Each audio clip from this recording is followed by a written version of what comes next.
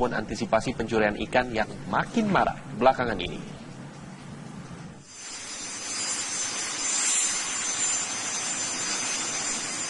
Skadron F-16 dan Skadron Hawk 200 bersiaga di Pangkalan Udara Reosmin Nurjadin, Pekanbaru Riau. Skadron ini bertugas melakukan pemantauan di sejumlah wilayah kepulauan yang berbatasan dengan negara tetangga. TNI Angkatan Udara secara rutin terus melakukan patroli udara dengan pesawat tempur di wilayah Kepulauan Natuna dan sekitarnya. Ini untuk mengantisipasi masuknya pesawat atau kapal asing ke wilayah Indonesia. Selain itu, pesawat tempur TNI Angkatan Udara juga terus melakukan simulasi seperti penurunan paksa pesawat asing, serta melatih pasukan batalion Paskas untuk mengantisipasi setiap ancaman.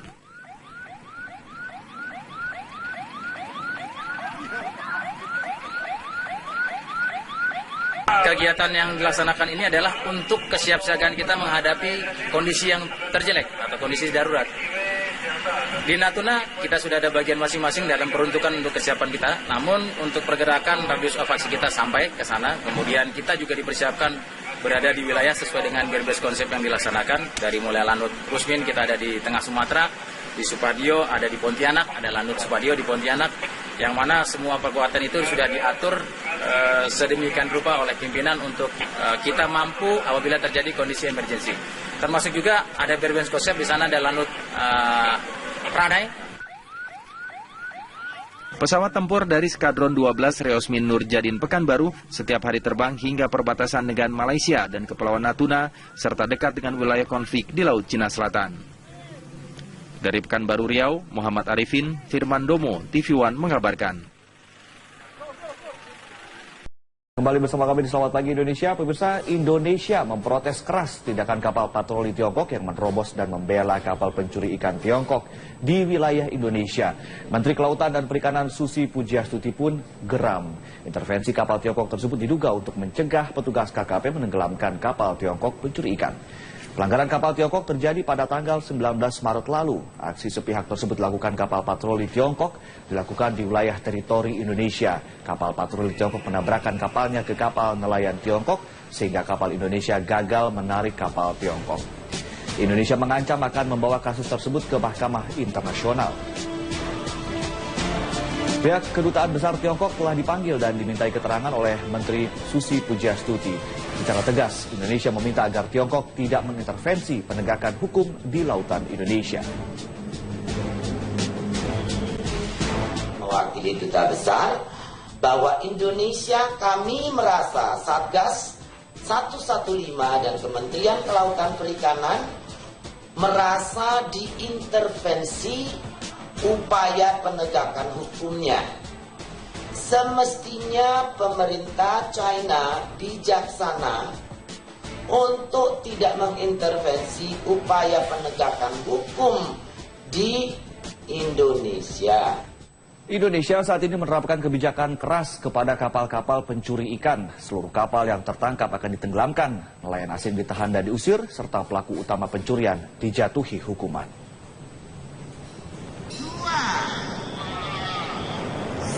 1 ledakan.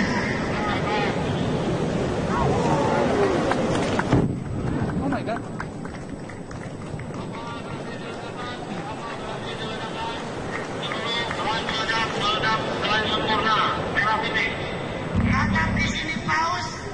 Tanggal 14 Maret lalu, MV kapal pencuri ikan internasional yang dicari-cari oleh Interpol dan beberapa negara dunia akhirnya ditenggelamkan oleh Indonesia.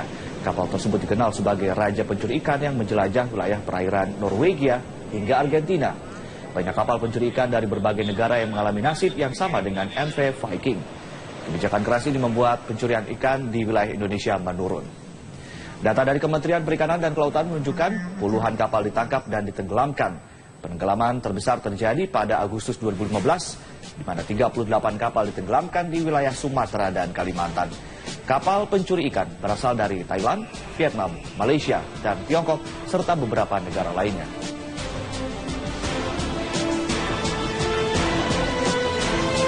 Pemirsa, kapal Coast Guard pemerintah Tiongkok menghalangi penangkapan kapal pencuri ikan oleh petugas Kementerian Kelautan dan Perikanan atau KKP di Natuna. Kejadian ini memicu Menteri KKP Susi Pujiastuti memanggil Dubes Tiongkok karena untuk kesekian kalinya pemerintah Tiongkok menghalangi upaya Indonesia memberantas pencurian ikan di perairan Indonesia. Kita akan membahas masalah ini dengan Martin Huta Barat. Beliau adalah anggota Komisi 1 DPR RI dari fraksi Gerindra. Selamat pagi Pak Martin. Pagi. Dan juga sudah ada Pak Alexius Jemadu, pakar atau di sini guru besar politik internasional dari UPH, begitu ya, Pak Alexius. Kita ke Pak Alex terlebih dahulu. Langkah elegan namun tegas semacam apa yang bisa dilakukan oleh Indonesia untuk kemudian menegakkan supremasi hukum Indonesia di mata internasional, Pak?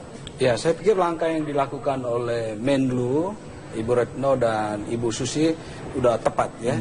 Kita memberikan ketegasan, pesan yang jelas kepada Tiongkok bahwa masalah kedaulatan wilayah laut kita itu tidak bisa dikompromikan. Itu kita harus sampaikan secara tegas kepada Tiongkok ya.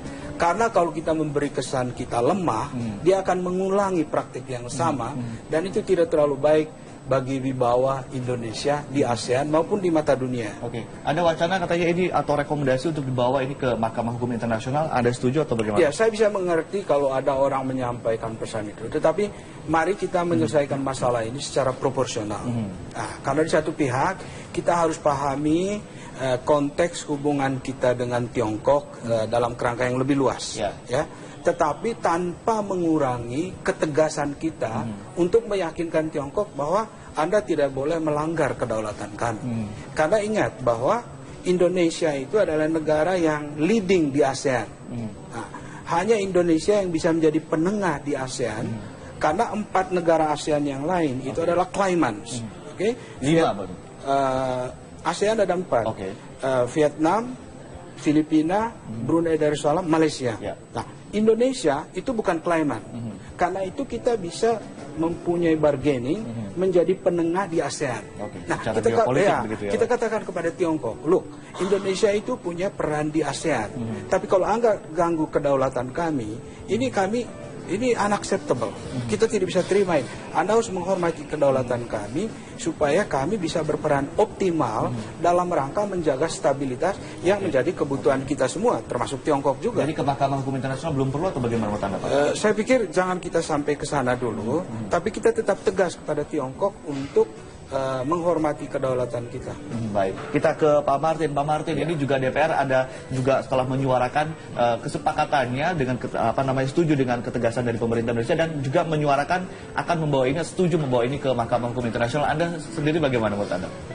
Saya kira DPR mendukung sikap tegas dari pemerintah, Menteri Luar Negeri dan Menteri Perikanan. Sebab bagaimanapun seperti yang katakan Pak Alex tadi, kita harus berani membela dan menjaga keamanan wilayah laut kita. Dan sudah saatnya itu kita tegakkan sekarang setelah sekian lama kita abai. Sekarang ini kita tidak main-main dan tindakan tegas pemerintah Indonesia yang menangkap kapal nelayan tersebut itu harus kita dukung.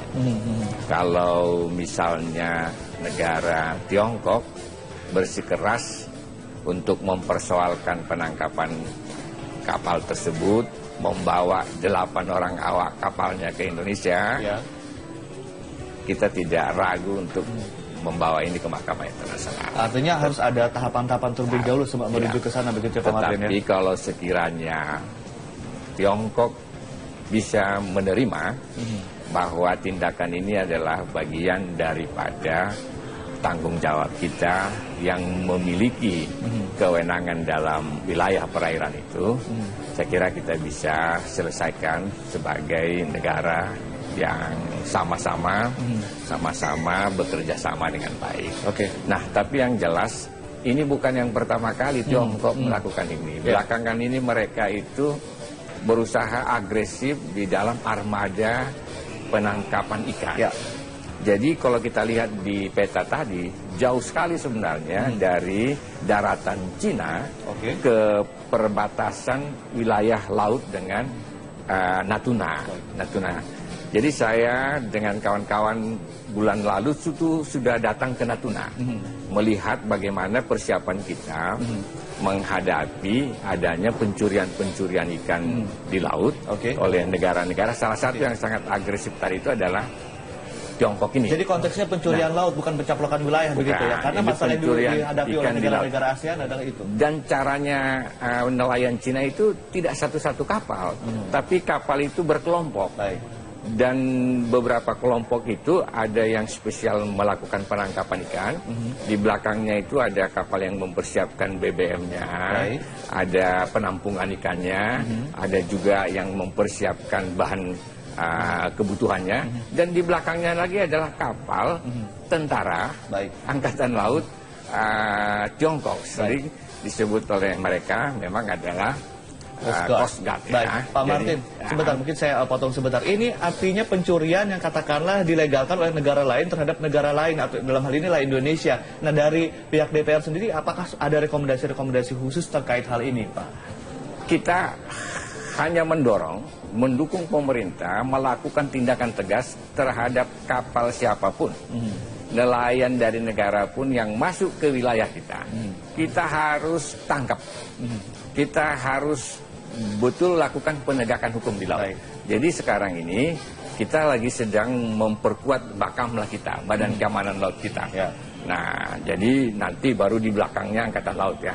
Jangan. Tetapi dengan keberanian kita, maka kita sudah akan bisa menyelamatkan nelayan-nelayan kita. Ikan-ikan yang ada di laut kita itu jangan semena-mena dirampok oleh negara-negara lain. Sebab keuntungannya adalah pada mereka, bukan pada kita. Nah, saya lihat itu Tiongkok itu sangat jauh. Mereka masuk ke perbatasan wilayah kita, jauh sekali, berapa ribu mil itu ya.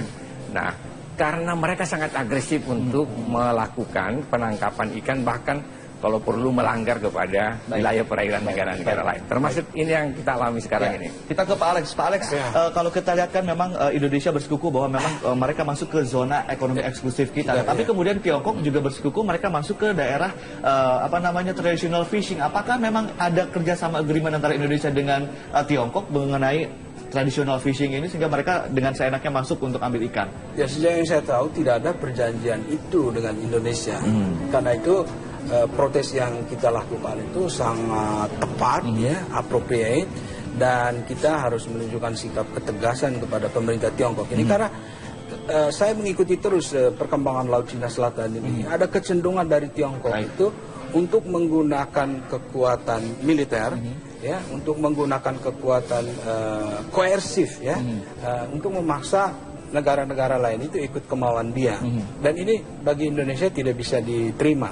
Karena nanti kalau Tiongkok begitu, itu akan merugikan Tiongkok sendiri, di mana tidak ada negara yang bersahabat dengan dia di sini, ya kan? Dia butuh supaya kepemimpinan di Asia ini diterima, termasuk oleh negara ASEAN, legitimasi oleh ASEAN juga. Pak Alex, kemudian Tiongkok menyatakan tidak keberatan terhadap klaim Indonesia terhadap Natuna. Apakah arti dari tidak keberatan ini? Nanti kita akan sambung lagi setelah jeda yang satu ini. Pak Martin juga tetap bersama kami, dan pemirsa tetaplah bersama kami di Dialog Selamat Pagi Indonesia. Iya, kasus yang ada antara Indonesia dan Tiongkok ini merupakan bisa dikatakan serpihan kasus dalam konflik besar dalam negara-negara yang ada di Laut Cina Selatan, begitu ya Pak Alex. Tapi kalau misalnya kita menyimak kembali pernyataan Tiongkok yang menyatakan bahwa tidak keberatan terhadap klaim Indonesia terhadap Natuna. Nah, kita ingin tahu sebetulnya bagaimana kacamata Tiongkok melihat status Natuna itu milik siapa? Ya, sebetulnya Tiongkok memang tidak mengklaim bahwa Natuna milik dia tetap mengakui bahwa itu milik Indonesia. Tetapi di dalam peta yang dibuat oleh Tiongkok itu ada yang namanya 9 dash line, ya, garis-garis putus. Itu ada 9. Iya. Dan itu kalau kita lihat di peta itu memang sangat dekat dengan wilayah kita. Nah, ini yang harus kita minta klarifikasi dari Tiongkok. Apa sebetulnya ini makna dibalik pengakuan dia bahwa Natuna itu milik Indonesia? Haruskah ada perjanjian bilateral khusus mengenai perbatasan ini? Bila perlu, kalau itu bisa dibuat, itu lebih baik lagi. Supaya kita dapat jaminan di atas kertas bahwa kedaulatan kita itu tidak bisa dikompromikan. Dan kita harus tegas dengan hal itu. Kalau bisa dikukuhkan dengan perjanjian bilateral dengan Tiongkok, lebih baik lagi. Karena kita tidak mau wilayah kita ini diganggu, apalagi memang situasi di sekitar lautan sana itu kan volatile sekali, ya. Dengan Tiongkok membangun reklamasi, membangun fasilitas di pulau-pulau kecil itu pasti mengganggu semua pihak. Anda jangan lupa bahwa Laut Cina Selatan itu ada perdagangan 5 triliun US dollar lewat di situ. Nilai perdagangan ya, yang lewat nilai Laut perdagangan. Cina Selatan. Nah, itu besar sekali dan Indonesia juga berkepentingan karena perdagangan kita dengan Asia Timur itu volumenya besar. Jadi menyangkut kepentingan strategis Indonesia juga. Karena itu Indonesia harus secara cerdas menangani masalah ini pada 2 level. Baik. Bargaining kita di ASEAN harus kita tetap pertahankan, ya, karena Indonesia bisa menjadi penengah Tiongkok dengan 4 negara klaiman yang lain, oke, Filipina, Vietnam, Brunei dan Malaysia. Itu bargaining kita dan Cina harus menghormati itu. Tapi pada level nasional, kapabilitas nasional Indonesia juga harus diperkuat karena itu basis diplomasi. Kalau kita tidak kuat dengan kapabilitas itu, diplomasi kita tidak efektif. Kapasitas nasional tadi sempat disinggung oleh Pak Martin mengenai Badan Keamanan Laut yang akan didorong. Seperti apakah kapasitasnya saat ini dan kapasitas macam apa yang nanti ingin dicapai? Nanti kita akan sambung lagi bersama Pak Martin setelah jeda yang satu ini, Pak Martin. Dan pemirsa tetaplah bersama kami di Dialog Selamat Pagi Indonesia.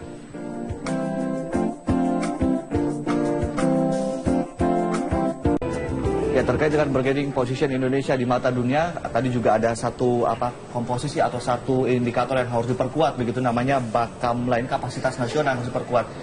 Posisinya saat ini seperti apa dan apa yang harus ditingkatkan dan apakah nanti akan ada peningkatan anggaran untuk itu? Ya, jadi Indonesia ini memiliki garis pantai terpanjang nomor 2 di dunia.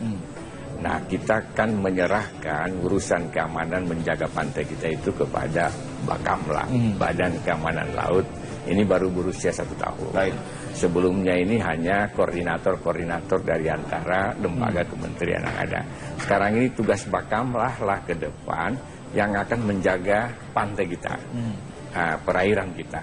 Dan sekarang memang sudah memiliki beberapa kapal, tapi akan kita tingkatkan tahun ini sampai tahun depan akan memiliki beberapa buah kapal, beberapa puluh kapal lagi, ukuran sedang dan besar, untuk menjaga pantai kita. Nanti di belakangnya ada angkatan laut begitu ya? Kalau sangat penting diperlukan, baru muncul angkatan laut. Kalau kapal-kapal angkatan laut itu kan kapal perang. Tetapi kalau ini bukan kapal perang, tapi kapal yang memiliki kemampuan untuk menjaga pantai-pantai. Untuk berkoordinasi begitu ya? Untuk menangkap kapal-kapal, menangkap ikan nelayan dari negara lain yang melanggar wilayah kita. Artinya akan ada pengelontoran dana yang lebih besar untuk itu ya Pak ya? Akan ada anggaran yang sudah disiapkan, direncanakan secara bertahap ke tahun-tahun yang akan datang. BAKAMLA ini akan betul-betul diperkuat. Dan baru saja kemarin itu baru terjadi pergantian kepala BAKAMLA beberapa hari yang lalu. Tetapi memang itu konsekuensi Indonesia sebagai negara maritim dunia. Kepulauan. Negara yang sekarang sedang dipromosikan oleh pemerintah menjaga wilayah maritim, poros maritim dunia. Maka tidak ada pilihan, kita harus jaga pantai kita, perairan kita. Maka seperti ada misalnya Tiongkok tadi nelayannya, kita harus berani bertindak tegas, tangkap mereka. Baik Pak Martin, kita ke Pak Alex mungkin sebagai closing statement juga Pak Alex. Bagaimana harus dilakukan oleh Indonesia tadi selain kapasitas nasional ditingkatkan, kita ada di dalam kisaran konflik geopolitik Laut Cina Selatan. Mau tidak mau kita kita otomatis terseret begitu karena kita memang ada juga kepentingan di sana. Apa yang harus kita lakukan supaya kita tetap netral, tapi kita tidak diinjak-injak kedaulatannya, terutama oleh negara yang sedang berkonflik, terutama Tiongkok? Ya, jadi platform kebijakan kita itu ada 2. Di tingkat ASEAN itu kita terjaga kredibilitas, kredensial, ya, tingkat kepercayaan yang dimiliki oleh Indonesia saat ini untuk bermain di tingkat ASEAN. Itu kita harus jaga. Karena itu adalah bargaining kita menghadapi kekuatan besar ini. Tidak hanya Tiongkok, tapi juga Amerika Serikat. Ya, mengapa kita butuhkan ASEAN? Karena ASEAN ini suatu platform yang penting untuk menjaga stabilitas di Asia Tenggara. Itu satu. Pada level nasional, ketegasan itu tadi tetap kita butuhkan. Kapabilitas nasional kita harus bangun. Ya, apa yang dilakukan oleh Menteri Susi itu harus dilakukan terus. Ada kapal yang melanggar, langsung kita sikat ya supaya menjaga kewibawaan kita di mata negara lain. Baik, Pak Alex, terima kasih. Pak Martin juga terima kasih, sayang sekali waktunya terbatas. Dan kita juga jangan lupa Indonesia dan Tiongkok ada kerjasama investasi dan kita juga punya bargaining position di situ ya. Dan pemirsa tetaplah bersama kami, nanti Selamat Pagi Indonesia akan segera kembali setelah Headline News pukul 8 waktu. Pun antisipasi pencurian ikan yang makin marak belakangan ini.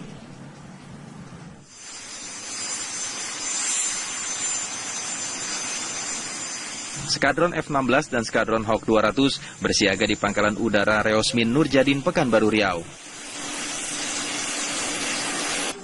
Skadron ini bertugas melakukan pemantauan di sejumlah wilayah kepulauan yang berbatasan dengan negara tetangga. TNI Angkatan Udara secara rutin terus melakukan patroli udara dengan pesawat tempur di wilayah Kepulauan Natuna dan sekitarnya. Ini untuk mengantisipasi masuknya pesawat atau kapal asing ke wilayah Indonesia. Selain itu, pesawat tempur TNI Angkatan Udara juga terus melakukan simulasi seperti penurunan paksa pesawat asing, serta melatih pasukan batalion Paskas untuk mengantisipasi setiap ancaman.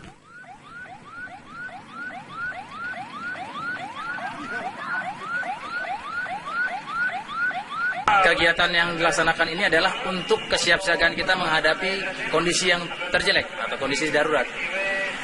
Di Natuna kita sudah ada bagian masing-masing dalam peruntukan untuk kesiapan kita. Namun untuk pergerakan radius of aksi kita sampai ke sana. Kemudian kita juga dipersiapkan berada di wilayah sesuai dengan base konsep yang dilaksanakan. Dari mulai Lanut Rusmin kita ada di tengah Sumatera, di Supadio ada di Pontianak, ada Lanut Supadio di Pontianak. Yang mana semua perkuatan itu sudah diatur sedemikian rupa oleh pimpinan untuk kita mampu apabila terjadi kondisi emergensi.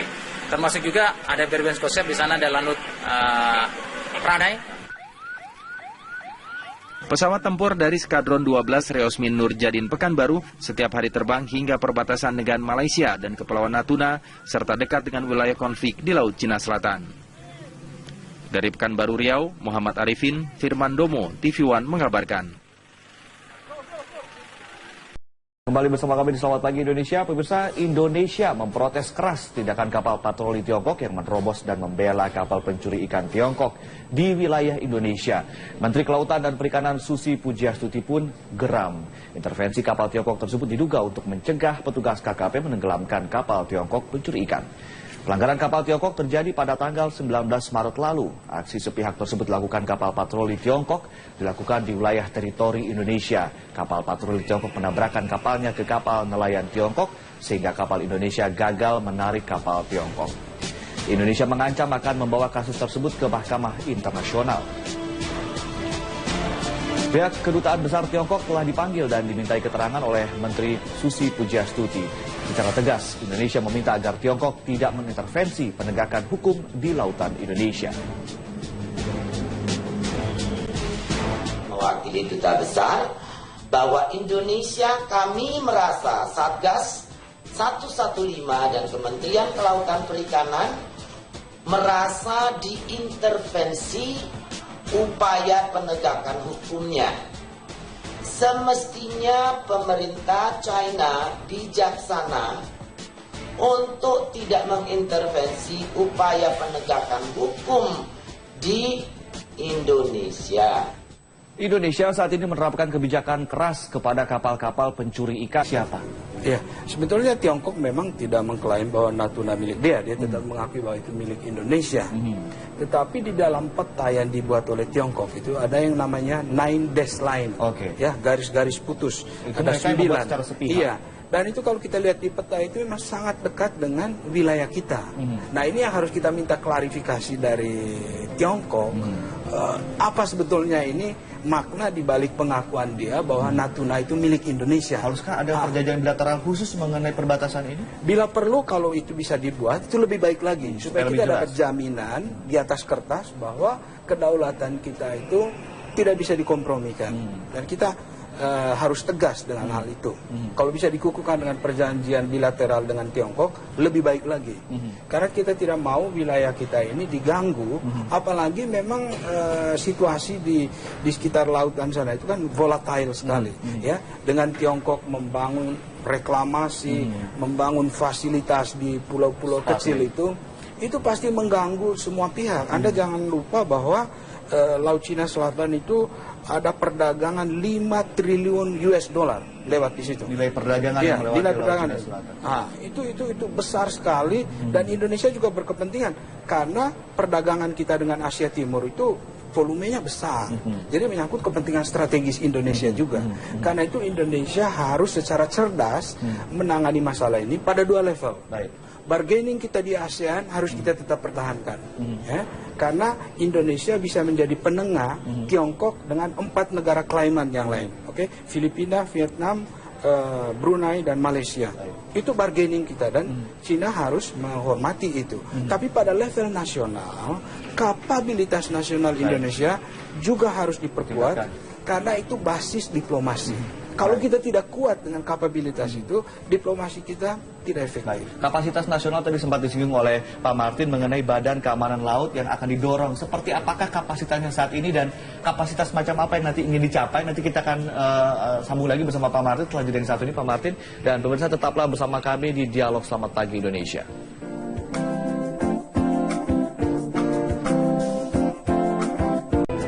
Ya, terkait dengan bargaining position Indonesia di mata dunia, tadi juga ada satu komposisi atau satu indikator yang harus diperkuat, begitu namanya BAKAM lain, kapasitas nasional yang harus diperkuat. Posisinya saat ini seperti apa dan apa yang harus ditingkatkan dan apakah nanti akan ada peningkatan anggaran untuk itu? Ya, jadi Indonesia ini memiliki garis pantai terpanjang nomor 2 di dunia.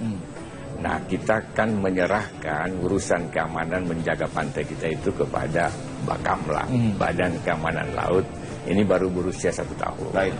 Sebelumnya ini hanya koordinator-koordinator dari antara lembaga kementerian yang ada.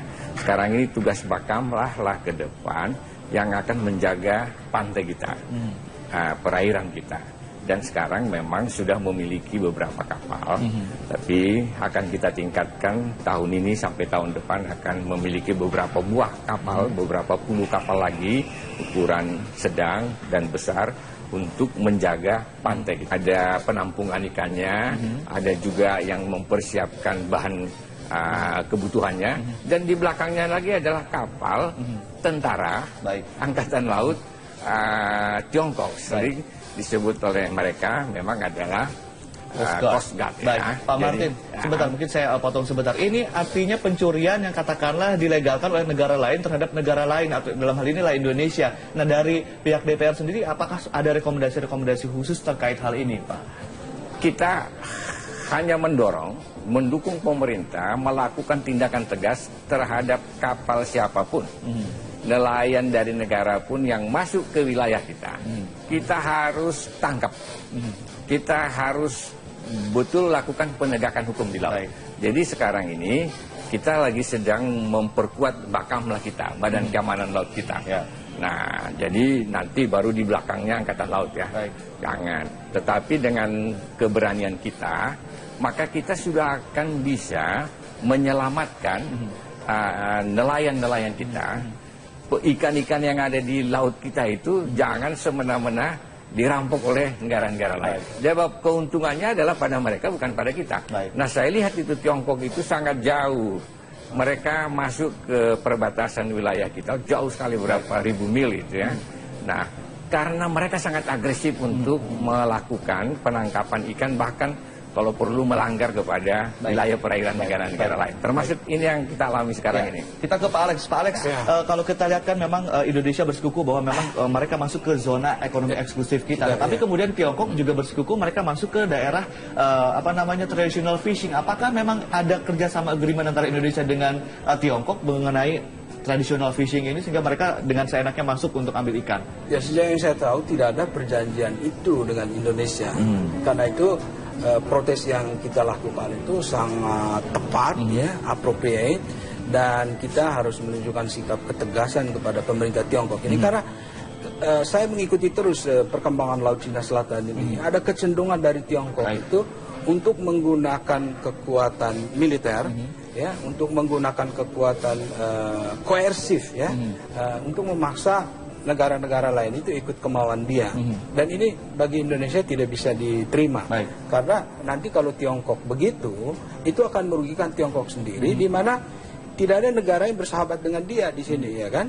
Dia butuh supaya kepemimpinan di Asia ini diterima termasuk oleh negara ASEAN. Ya, legitimasi oleh ASEAN juga. Pak Alex, kemudian Tiongkok menyatakan tidak keberatan terhadap klaim Indonesia terhadap Natuna. Apakah arti dari tidak keberatan ini? Nanti kita akan sambung lagi setelah jeda yang satu ini. Pak Martin juga tetap bersama kami dan pemirsa tetaplah bersama kami di Dialog Selamat Pagi Indonesia. Iya, kasus yang ada antara Indonesia dan Tiongkok ini merupakan bisa dikatakan serpihan kasus dalam konflik besar dalam negara-negara yang ada di Laut Cina Selatan, begitu ya Pak Alex. Tapi kalau misalnya kita menyimak kembali pernyataan Tiongkok yang menyatakan bahwa tidak keberatan terhadap klaim Indonesia terhadap Natuna. Nah, kita ingin tahu sebetulnya bagaimana kacamata Tiongkok melihat status Natuna itu milik seluruh kapal yang tertangkap akan ditenggelamkan, nelayan asing ditahan dan diusir, serta pelaku utama pencurian dijatuhi hukuman.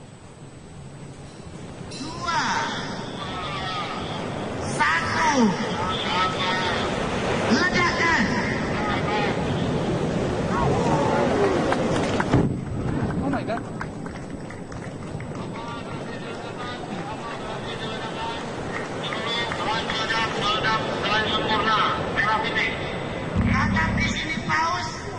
Tanggal 14 Maret lalu, MV kapal pencuri ikan internasional yang dicari-cari oleh Interpol dan beberapa negara dunia akhirnya ditenggelamkan oleh Indonesia. Kapal tersebut dikenal sebagai Raja Pencuri Ikan yang menjelajah wilayah perairan Norwegia hingga Argentina. Banyak kapal pencuri ikan dari berbagai negara yang mengalami nasib yang sama dengan MV Viking. Kebijakan keras ini membuat pencurian ikan di wilayah Indonesia menurun. Data dari Kementerian Perikanan dan Kelautan menunjukkan puluhan kapal ditangkap dan ditenggelamkan. Penenggelaman terbesar terjadi pada Agustus 2015, di mana 38 kapal ditenggelamkan di wilayah Sumatera dan Kalimantan. Kapal pencuri ikan berasal dari Thailand, Vietnam, Malaysia, dan Tiongkok, serta beberapa negara lainnya.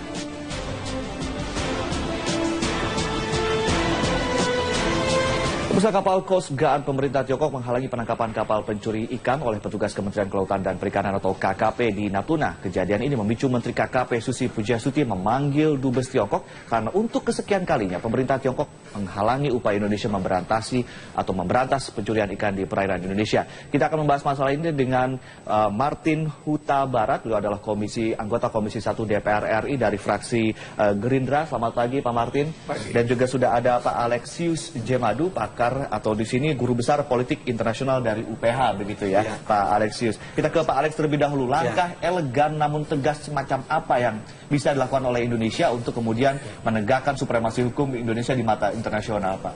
Ya, saya pikir langkah yang dilakukan oleh Menlu, Ibu Retno dan Ibu Susi sudah tepat ya. Kita memberikan ketegasan, pesan yang jelas kepada Tiongkok bahwa masalah kedaulatan wilayah laut kita itu tidak bisa dikompromikan. Itu kita harus sampaikan secara tegas kepada Tiongkok ya.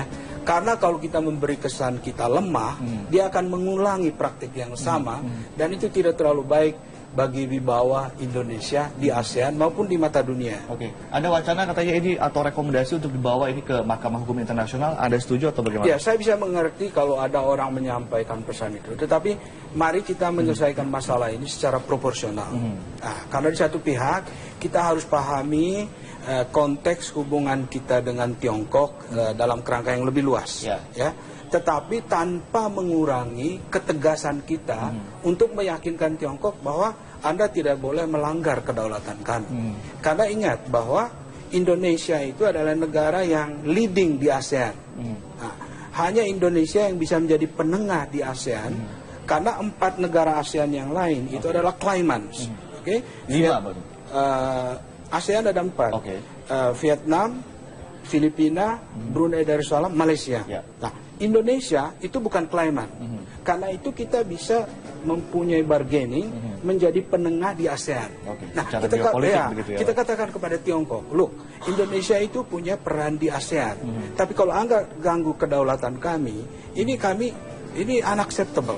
Kita tidak bisa terima ini. Anda harus menghormati kedaulatan kami supaya kami bisa berperan optimal dalam rangka menjaga stabilitas yang menjadi kebutuhan kita semua, termasuk Tiongkok juga. Jadi ke Mahkamah Hukum Internasional belum perlu atau bagaimana menurut Anda, Pak? Saya pikir jangan kita sampai ke sana dulu, tapi kita tetap tegas kepada Tiongkok untuk menghormati kedaulatan kita. Baik, kita ke Pak Martin. Pak Martin, ini juga DPR ada juga setelah menyuarakan kesepakatannya dengan setuju dengan ketegasan dari pemerintah Indonesia dan juga menyuarakan akan setuju membawa ini ke Mahkamah Hukum Internasional. Anda sendiri bagaimana menurut Anda? Saya kira DPR mendukung sikap tegas dari pemerintah, Menteri Luar Negeri dan Menteri Perikanan. Sebab bagaimanapun seperti yang katakan Pak Alex tadi, kita harus berani membela dan menjaga keamanan wilayah laut kita.